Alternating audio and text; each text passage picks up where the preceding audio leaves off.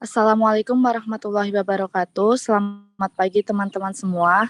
Kami dari kelompok 6 akan memaparkan teknik pengumpulan data dalam penelitian kualitatif. Next.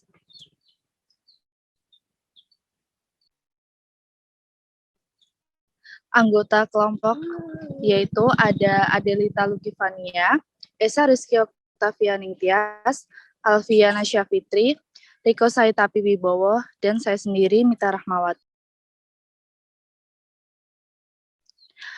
Macam-macam teknik pengumpulan data. 1. Ada wawancara, 2. Observasi, 3. Teknik FGD, 4. Dokumen, dan yang kelima teknik kuesioner.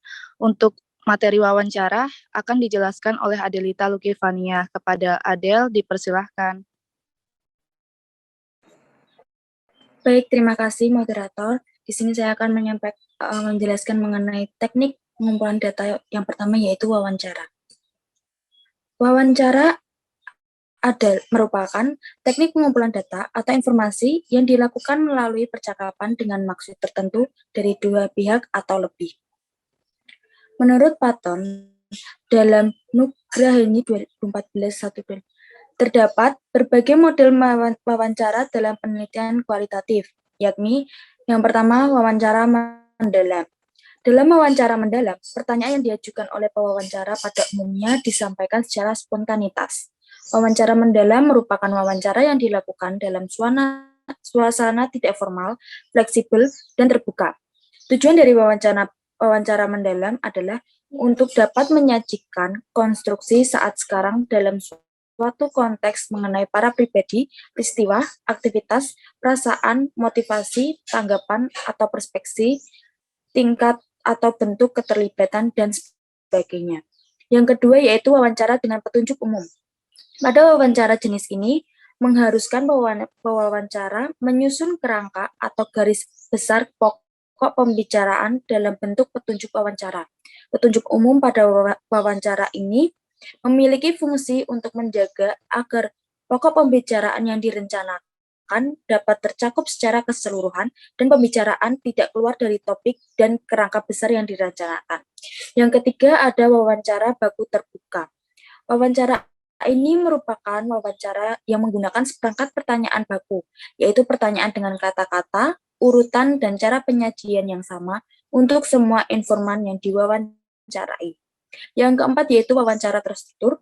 Wawancara terstruktur memiliki tujuan untuk mencari jawaban hipotesis, sehingga dalam penyusunannya dilakukan secara ketat dan dalam menentukan masalah serta pertanyaan ditentukan sendiri oleh pewawancara.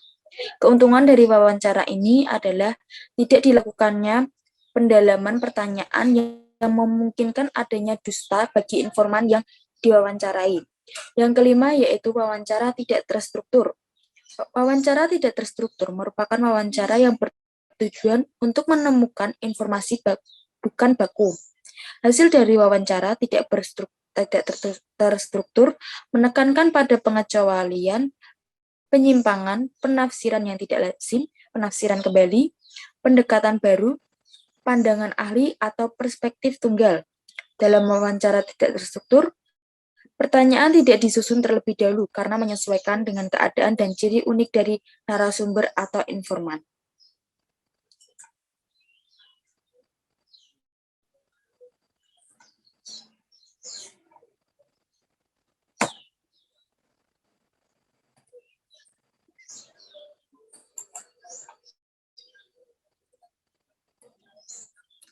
Kelebihan dan kelemahan wawancara. Yang pertama, kelebihan memperoleh respon tinggi dari informan. Yang kedua, memperjelas maksud pertanyaan. 3, bersifat fleksibel. 4, dapat diterapkan kepada semua orang tanpa batasan kemampuan membaca dan menulis. Yang kelima, dapat menggali informasi lebih dalam melalui informan. Kelemahannya, yang pertama, membuka peluang munculnya pertanyaan yang menyimpang dari tujuan awal. 2, sering memunculkan kesimpulan yang bersifat subjektif.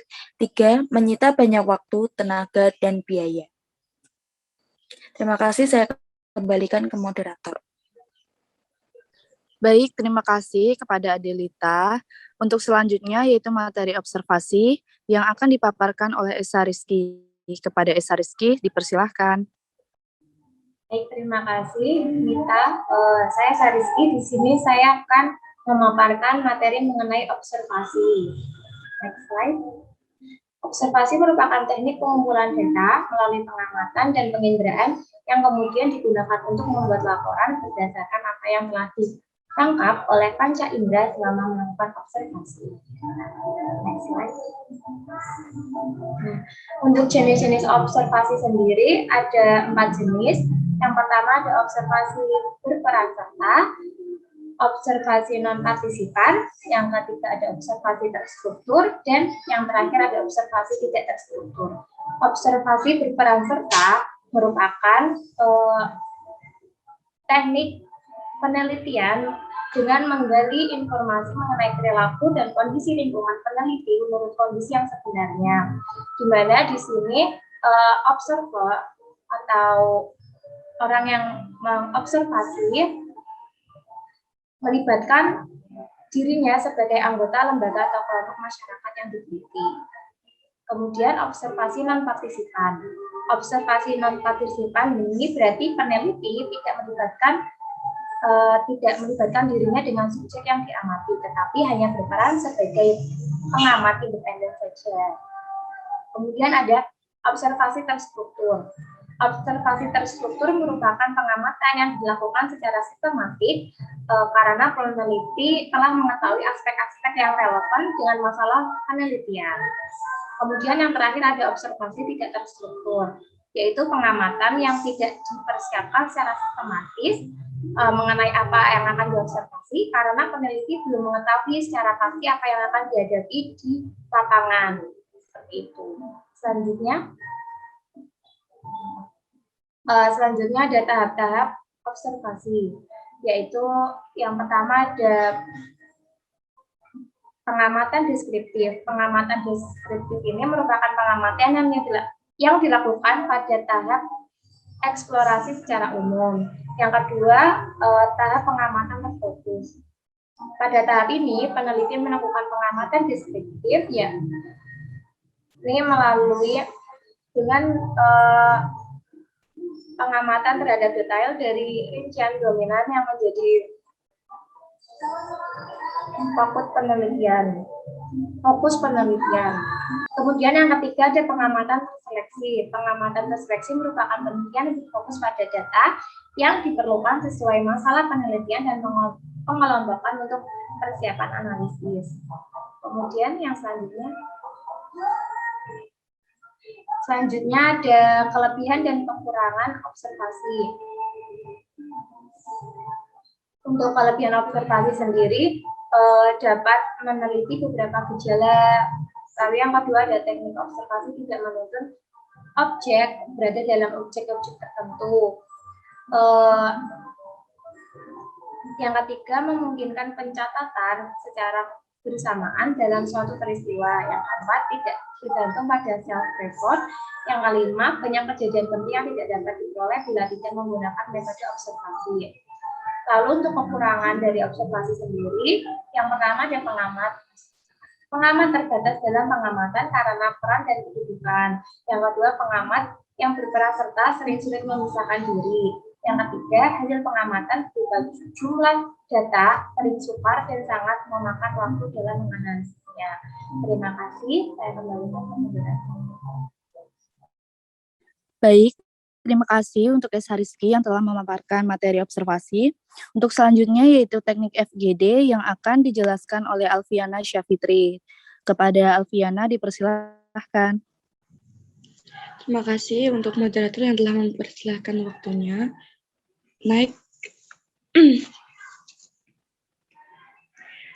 FGD merupakan wawancara yang dilakukan dalam kelompok, sehingga data yang diperoleh dari wawancara ini merupakan data yang mantap karena sudah dibahas oleh banyak narasumber yang bergabung sebagai anggota dalam kelompok tersebut.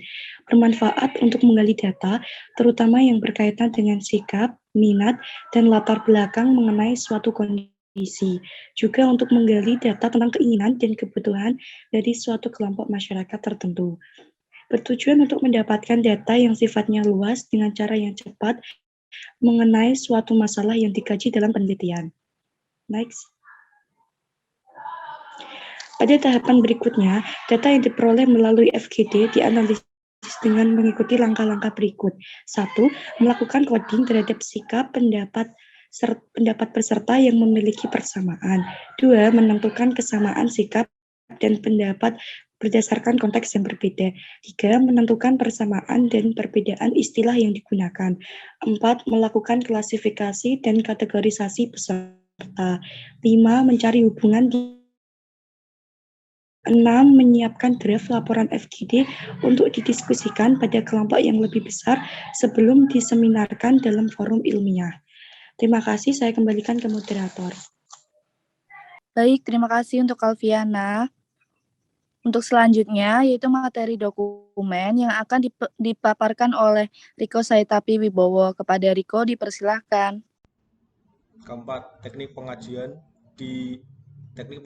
isi dokumen merupakan suatu teknik pengumpulan data dengan memanfaatkan berbagai dokumen, seperti catatan, arsip, gambar, foto, dan berbagai dokumen lainnya. Berbagai kelebihan penggunaan dokumen sebagai alat pengumpulan data penelitian kualitatif adalah sebagai berikut. Pertama, penggunaan dokumen dapat lebih menghemat tenaga, waktu, dan biaya. Kedua, penggunaan dokumen memungkinkan untuk pengambilan data dari peristiwa yang telah lalu. Ketiga, adanya dokumen tidak ada kesangsian dalam masalah lupa, kecuali dokumen tersebut hilang. Keempat, penggunaan dokumen akan lebih memudahkan peneliti untuk melakukan pengecekan terhadap kelengkapan dan masalah data, keasbahan data. Terima kasih. Selanjutnya yaitu teknik kuesioner yang akan saya jelaskan. Teknik kuesioner dalam penelitian kualitatif. Kuesioner merupakan daftar pertanyaan bagi pengumpulan data dalam penelitian. Dalam penelitian kualitatif, teknik kuesioner lazimnya digunakan sebagai langkah awal dalam pengumpulan data penelitian. Pada langkah awal penelitian, peneliti dapat memanfaatkan kuesioner untuk segera memperoleh informasi yang bersifat umum dalam waktu yang cepat. Dalam kepentingan semacam ini, dapat disampaikan kuesioner yang berisi daftar pertanyaan dengan kesempatan jawaban yang bersifat terbuka. Pertanyaan yang diajukan dalam kuesioner terbuka sudah disertai alternatif jawaban.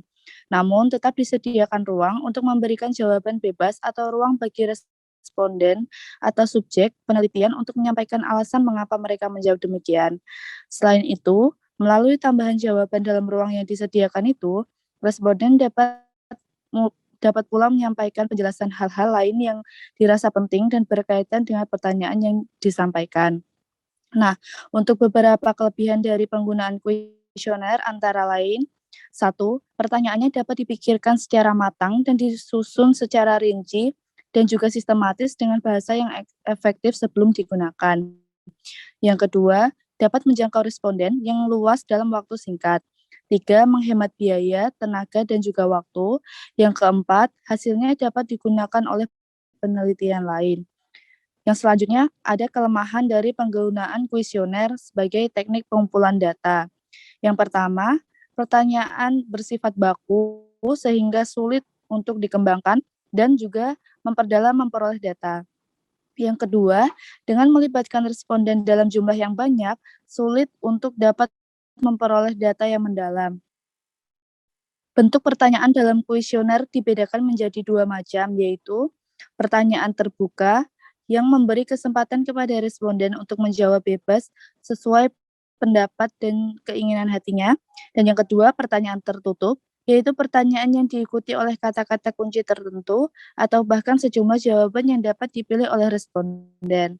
Nah, fungsi pertanyaan dalam kuesioner itu adalah untuk deskripsi, baik terhadap individu maupun kelompok seperti usia, jenis kelamin, pekerjaan, penghasilan, pendidikan, dan sebagainya. Selain itu juga untuk pengukuran khususnya dalam kaitan dengan sikap seperti jarak sosial, kebebasan, keamanan, ketertiban, dan lain sebagainya. Sekian yang dapat kami sampaikan dari kelompok 6 mengenai teknik pengumpulan data dalam penelitian kualitatif. Semoga bermanfaat untuk teman-teman semua. Sekian, wassalamualaikum warahmatullahi wabarakatuh.